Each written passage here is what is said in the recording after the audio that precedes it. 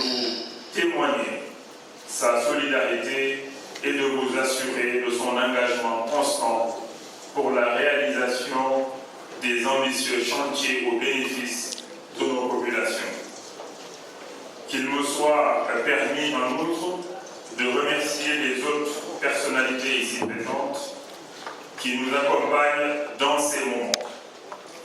Leur présence ici imprime une marque particulière de solennité à cette célébration.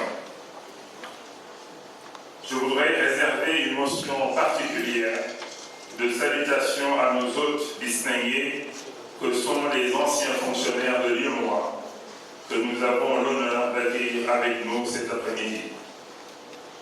Madame la représentante résidente, je voudrais vous charger de bien vouloir transmettre mes mots de salutation à son Excellence M. Abdallah Boulema, président de la commission de l'UEMOA, et à tous les fonctionnaires de l'Union pour le travail inestimable accompli et pour leur engagement inlassable à œuvrer à la réalisation des objectifs de notre Union.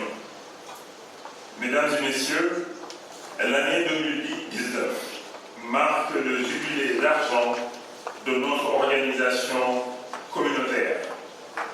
L'UEMOA fête ses 25 ans d'existence et notre capitale. Dans ce cadre, est le symbole solennel d'un lieu et le point de départ d'une longue histoire vieille aujourd'hui de 25 ans.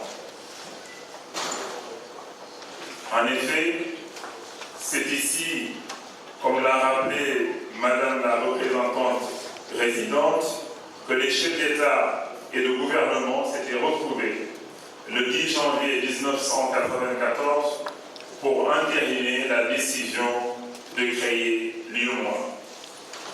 Cette décision prise concomitamment à la dévaluation du franc CFA s'analysait comme une réponse à la nécessité de conjuguer nos efforts pour la réalisation des objectifs d'un développement socio-économique harmonieux de nos pays.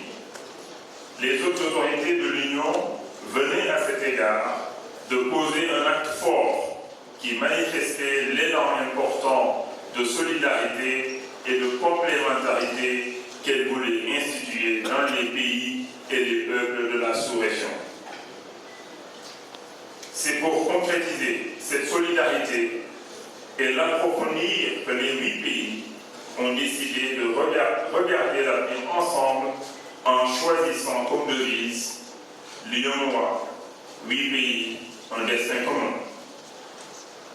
Plus qu'un jeu de mots, cette devise traduit les liens inextricables tirant le racine de l'histoire, de la géographie et de la culture qui unissent fortement nos peuples et les prédestinent à assumer un avenir commun. Elle nous engage à œuvrer ensemble et de façon concertée à la réalisation de l'intégration économique des États membres. Ce processus devant être conduit graduellement à travers la création d'un marché ouvert et concurrentiel et d'un environnement juridique rationalisé et harmonisé. C'est donc à juste titre que la commémoration des 25 ans de l'UEMOA met à l'honneur la thématique 25 ans de progrès vers l'intégration régionale, ensemble pour relever les défis de la libre circulation des personnes et des biens. Mesdames, Messieurs, en 25 ans, l'UEMOA a réalisé des progrès énormes.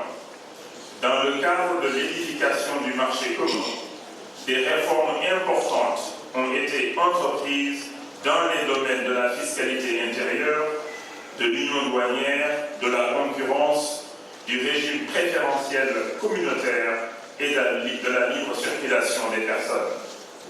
L'harmonisation des législations nationales opérées dans ces domaines a eu pour avantage de rendre optimal le fonctionnement de nos économies et de réduire les entraves à la libre concurrence.